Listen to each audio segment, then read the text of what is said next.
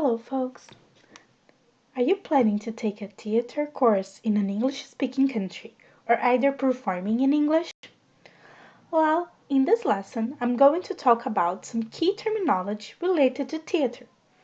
It will be divided in two parts. Part 1 will be related to the theater's physical space, and Part 2 will be about acting. So let's get started. Act 1, Scene 1. Imagine the theater's physical space. We have the curtain, also called the grand drape or the main drape. The curtain is a screen, usually made of cloth, used to separate the stage from the auditorium. We have the proscenium, an arched opening through which the audience sees the stage.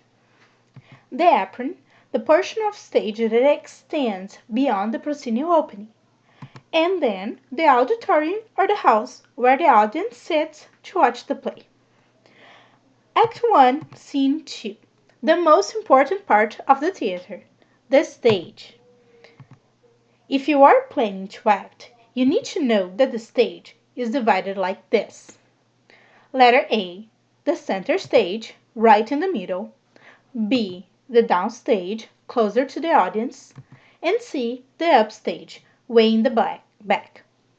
The center stage is divided like this. The stage right, the stage left. The upstage, we have the up right and the up left, and in the downstage, we have the down right and the down left. Good. So if the director says, go up left or go stage right, you know what your mark will be at. At the stage, we also have the trapdoor. It's an opening in the stage floor for actors to pass through to make entrances and exits, like this. Act 1, Scene 3, the backstage.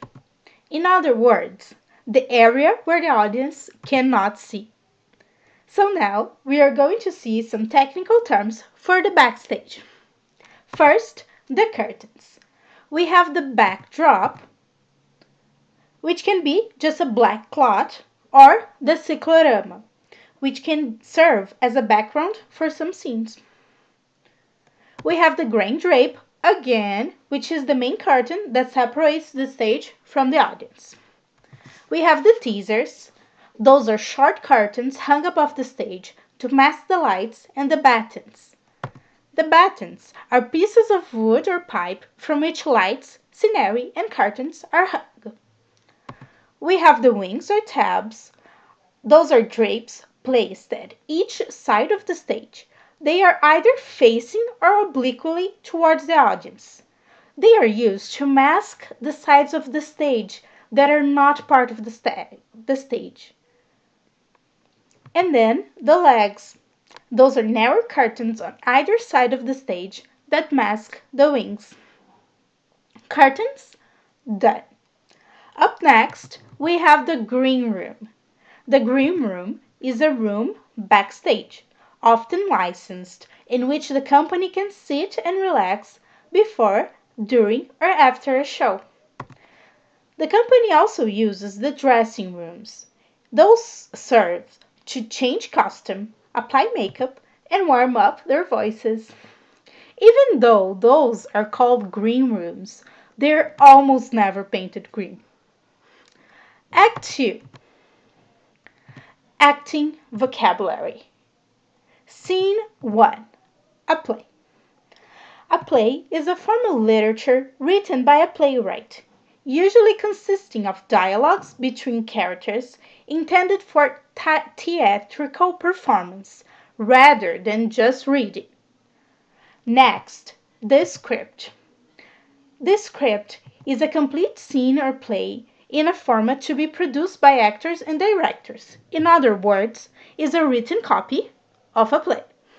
In the script, we have this division. The title on top, the characters, and normally a brief description of them, the acts, which is a division or unity of a theater work, and the scenes. Scenes denotes a unit of dramatic action in which conflict occurs. Often, several scenes make up an act. Still in the script, we have dialogues, which are passages of speech between characters in a play. Conversations. We can also have monologues. A monologue is a long speech said by a single actor to themselves, the audience, or to another character. And we also have a soliloquy. A soliloquy is a long speech said by a single actor to themselves or to the audience, but not to another character. Could you spot the difference? A monologue can be said to a character, while a soliloquy cannot. Act 2, Scene 2. The crew. What about the people that make all that possible? We have the director. Is the person charged with overall interpretation of a dramatic work. The director conducts the rehearsals, blocks the action, and assists the actors in developing their characters. We also have the technical director. He is responsible for making sure that all technical aspects of a show are carried out in a timely fashion. This includes coordinating the set design, lighting and set construction, and handling any technical details needed during performances. The stage manager has the overall charge of everything connected with the stage and backstage.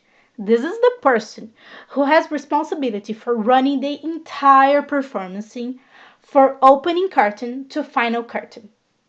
The lighting designer develops a lighting plan based on the set design.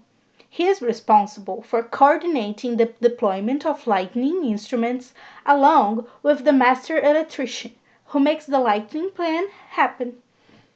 We also have the sound designer, who is responsible for planning, organizing, and choosing, together with the director, the songs and sounds effects that will be used during the play. We also have the costume designer, who finds, makes, and coordinates costumes for the cast, the actors, and the actresses. Those are the protagonists. Those are the people whose profession is acting on the stage. They perform the roles in a play. A group of actors are called the troupe or simply the cast. Altogether, they become the crew. Act 2, Scene 3. The process. When a performer gets his or her script, they will mark and memorize their lines, which are the words they will act during the play.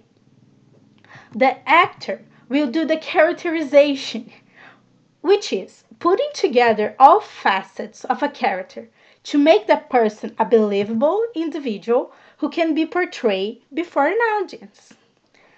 Then the actors mark their cues on the script. Those are words or actions at which they are expected to deliver a line or to perform some task.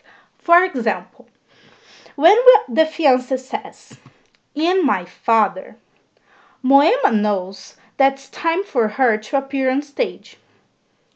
And they also take notes on their stage directions, which are indications in a script for entrances and exits, which are given by the director, such as this one. They also have to memorize their marks. The place on stage in relation to the set and scenario where they have to deliver a particular line or commence some action. For example, this one. We also have the rehearsals. During the rehearsals, which are sections where the directors work with the cast and crew preparing a play for production before presenting to an audience. There they will practice, and after many of those, lots of work and dedication from all the people involved, there will be a technical rehearsal and a dress rehearsal. A technical rehearsal is to organize all technical aspects of the production, including the lights, sound effects, set changes, and special effects. And the dress rehearsal is the rehearsal in which costume and makeup is added. Then, after all that, there will be the debut, the first run of the play to the audience. The curtains go up and the show starts. And when the play is over, the play ends, the actors make a bow. And that's it. Hope you enjoyed this compilation of theater vocabulary. The script for the video is in the description. Thank you very much.